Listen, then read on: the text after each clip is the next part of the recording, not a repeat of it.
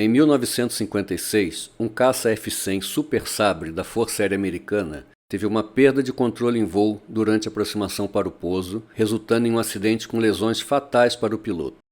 O mais triste, no entanto, é saber que este evento poderia ter sido evitado com ações simples, como uma inspeção externa bem feita. O acidente foi registrado por uma equipe de filmagem que estava na lateral da pista de pouso.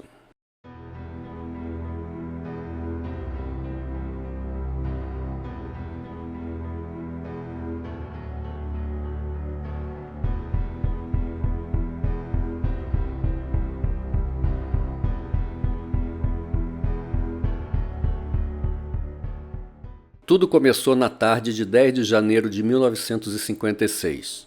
Um grupo de 3 pilotos da Força Aérea dos Estados Unidos foi até a fábrica da North American Aviation, onde faria o recebimento de 3 caças F-100 Super Sabre recém-saídos da linha de produção. Quando um piloto está fazendo o pré-voo de um avião que acabou de sair da fábrica, ele espera que esteja tudo perfeito. Mas, ao mesmo tempo, todo piloto sabe que a perfeição não existe e que, em aviação, erros simples podem se transformar em contratempos desastrosos. O primeiro-tenente Bart Brooks descobriu isso da maneira mais difícil nesse dia. Naquela tarde, Brooks e 2 outros pilotos da Força Aérea se reportaram à fábrica da North American Aviation em Palmdale, Califórnia, e assinaram os papéis de aceitação dos 3 novos F-100C Super Sabre. Os 3 homens, membros de um grupo dedicado a fazer translados de aviões novos para suas bases aéreas, estariam voando o F-100 para o seu novo posto de trabalho na base aérea George, um curto voo de 10 minutos até a cidade de Victorville. Para pilotos de translado que são treinados rotineiramente para entregar aviões novos mundo afora, a tarefa do dia deve ter parecido bem tranquila. Brooks fez a inspeção externa de pré-voo no jato, procurando os sinais usuais de problemas: vazamento de fluidos, fechos destravados, pneus com pressão insuficiente e coisa do gênero. Concluindo sua inspeção, ele entrou na cabine. Todos os 3 pilotos ligaram seus motores e o líder fez o cheque pelo rádio. Os 3 aviões decolaram com destino à base aérea de George, na cidade de Victorville. Os aviões se aproximaram da base voando em formação. Ao entrarem na perna do vento para o pouso, um dos companheiros de Brooks notou que as tesouras do conjunto das rodas do trem de pouso de nariz do seu avião estavam desconectadas. A investigação detectou mais tarde que antes da decolagem da fábrica em Palmdale, a aeronave havia sido rebocada por um trator até a linha de voo. Para esse procedimento, a equipe de solo necessita remover o pino que conecta as tesouras do trem do nariz.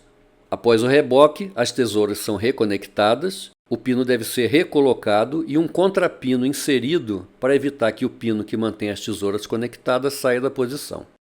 Acontece que o contrapino não foi colocado e durante o voo o pino de conexão das tesouras saiu do seu alojamento, deixando as tesouras desconectadas e a parte inferior do conjunto do trem de nariz girando livremente no sentido direcional. Como a maioria dos pilotos em 1956, Brooks era novo no F-100 e ele talvez não soubesse que quando as equipes de terra rebocam o avião, eles desconectam a conexão das tesouras do trem do nariz, removendo o pino de articulação que precisava ser reinserido e travado com um contrapino antes de voar. Brooks não percebeu que o contrapino de segurança não tinha sido recolocado. Voltando ao voo, precavendo-se de uma possível saída de pista pela falta de controle direcional das rodas de nariz, o piloto optou por cancelar o pouso na base aérea George e escolher uma pista com mais recursos. Assim, o F-100, com falha no trem de pouso, seguiu para a base aérea de Edwards, acompanhado por seu ala. A pista da base aérea de Edwards era mais longa e mais larga, o que parecia mais adequado para o pouso de uma aeronave que poderia encontrar problemas durante a corrida no solo.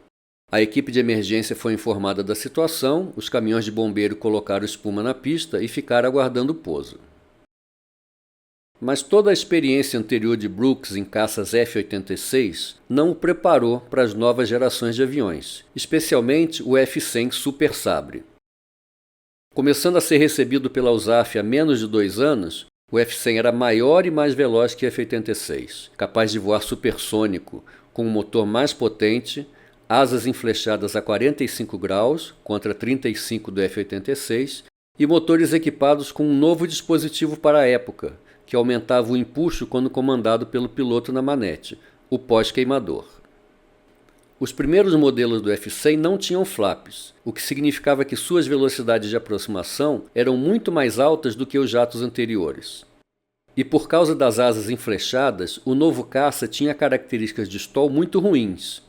Em baixas velocidades, a ponta da asa estolava primeiro, com o stall progredindo em direção à raiz da asa. Isso não apenas tirava a efetividade dos ailerons, como também migrava a resultante de sustentação mais para frente, resultando em uma tendência de arfagem no sentido de cabrar, o que por sua vez agravava o stall. O F-100 também tinha outra característica ruim, uma tendência em elevados ângulos de ataque de desenvolver o que se chama de acoplamento adverso entre rolamento e guinada. Com essa característica, um rolamento em baixa velocidade com elevado ângulo de ataque pode produzir uma arfagem ou uma guinada inesperada. Com pouca experiência no F-100, Bart Brooks ainda não havia aprendido essas peculiaridades do Super Sabre. Ele entrou na aproximação final e viu que sua razão de descida o colocaria na pista antes da área que os caminhões de bombeiro haviam coberto com espuma. Ele então ergueu o nariz para estender o ponto de toque em direção à espuma, mas provavelmente demorou para aplicar potência. Sua velocidade caiu. As pontas das asas começaram a estolar. As asas balançaram. A guinada adversa se iniciou e o nariz balançou para a esquerda e para a direita, enquanto Brooks aplicava aileron para tentar interromper o rolamento. À medida que sua velocidade diminuía, as oscilações pioravam e o nariz ficava mais alto, porque, com o stall de ponta de asa, a resultante de sustentação se movia para frente, induzindo a cabrada. Percebendo que estava na parte traseira da curva de potência, uma região do envelope onde é preciso mais potência para manter o voo em baixas velocidades, Brooks acionou o pós-combustor. As imagens das câmeras da base aérea mostram claramente uma chama azulada saindo pelo escape e levantando sujeira da pista. A potência da pós-combustão do F-100, conjugada com o aumento de arfagem, levantou o nariz do avião ainda mais alto, até ele chegar perto da vertical. Brooks, entretanto, já estava baixo e lento demais para se ejetar com segurança. Ao contrário dos assentos ejetáveis 00 modernos, os assentos daquela época tinham um mínimo de velocidade e altitude para serem acionados, para que se pudesse sobreviver na ejeção. O filme mostra que Brooks abaixou o nariz 2 vezes para diminuir seu ângulo de ataque e tentar recuperar do stall.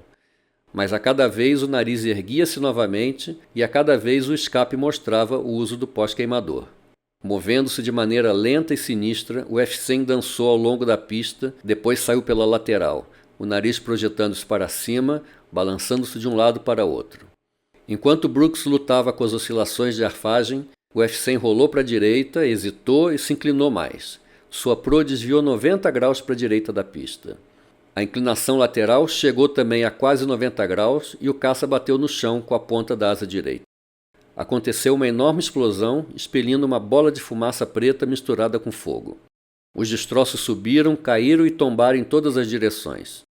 As equipes de incêndio e resgate chegaram em poucos segundos controlando o fogo. Eles chegaram a Brooks em menos de 2 minutos, mas o encontraram morto, ainda amarrado em seu assento, que havia se soltado dos suportes e rolado para fora dos destroços. Segundo o relatório da Força Aérea, os fatores que contribuíram para o acidente foram o pino de articulação do trem de nariz ter se soltado e o fato de Brooks ter colocado muita ênfase em tentar acertar a espuma. O filme do acidente logo circulou entre unidades da Força Aérea e da Marinha para fins de treinamento de segurança de voo. O acidente com o F-100 Super Sabre oscilando de um lado para o outro foi rapidamente rotulado de dança do sabre. É lógico que este acidente não foi causado diretamente pelo pino do trem de pouso do nariz, mas sim por vários fatores contribuintes, incluindo a pouca experiência do piloto na aeronave, a falha no ponto de aproximação para o pouso, a tentativa de esticar a aproximação para tocar na parte de espuma da pista e as características de voo do Super Sabre em baixa velocidade. Mas essa sequência não teria se iniciado se não houvesse ocorrido o problema com as tesouras do trem de pouso do nariz. Ou seja, a inspeção de pré-voo feita pelo piloto poderia ter evitado este acidente. Podemos extrapolar um ensinamento bastante básico desse evento com o Super Sabre: o cuidado nas atividades de pré-voo e o uso do checklist. Em 2002, um Gulfstream G5 decolou para um voo pós-manutenção. Sem conseguir recolher o trem após a decolagem, os pilotos decidiram retornar para o pouso. Na aproximação final, cruzando a cabeceira da pista, os pilotos reduziram as manetes de tração por volta de 50 pés de altura. Na sequência, o avião afundou bruscamente e realizou um pouso duro, fora do controle dos tripulantes. Mas o que aconteceu? Quando os pilotos trouxeram as manetes para idle na curta final, os ground spoilers se abriram em voo e praticamente jogaram o avião no chão, provocando os danos estruturais nas asas e trem de pouso. Mas como que os ground spoilers abriram em voo? Bom, a aeronave tinha passado por um serviço de manutenção.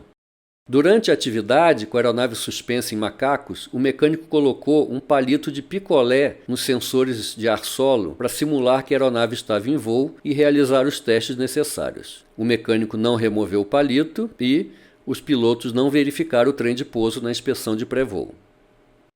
Um outro caso. Em junho de 2021, um Cirrus SR-20 decolou de um aeródromo nos Estados Unidos com apenas um piloto a bordo. Ainda não existe investigação sobre o evento e os dados são preliminares, mas uma testemunha ouviu pelo rádio o piloto reportar que precisava fazer um pouso de emergência. Logo depois, ele visualizou a aeronave fazendo um sobrevoo da pista e pareceu que estava extremamente rápido. Após sobrevoar a pista, a aeronave fez uma curva bem inclinada e entrou em parafuso, impactando o solo. O piloto morreu no acidente. Ninguém sabe ainda o que aconteceu, mas um exame dos destroços mostra o tubo de pitot com a capa instalada. O caso do Cirrus, do Gulfstream e do caça F-100 são apenas alguns exemplos sobre a importância de executarmos os procedimentos previstos com um nível de cuidado adequado para manter a segurança de voo. Mesmo que às vezes a gente pense ao contrário, que a gente não ache importante, os procedimentos em aviação existem para nos proteger de nossos próprios erros. Como diz um articulista da Associação de Pilotos e Proprietários de Aeronaves, a OPA, para os pilotos profissionais, e mesmo aqueles não profissionais, mas que buscam uma melhoria da segurança operacional, o checklist pode ser um mal necessário, um incômodo ou o que você quiser chamar, mas eles funcionam e são essenciais para explicar por que as viagens aéreas são a forma mais segura de transporte. Mesmo não sendo um piloto profissional, a ferramenta existe e está à nossa disposição. A decisão de usá-la é nossa. Obrigado e bons voos a todos.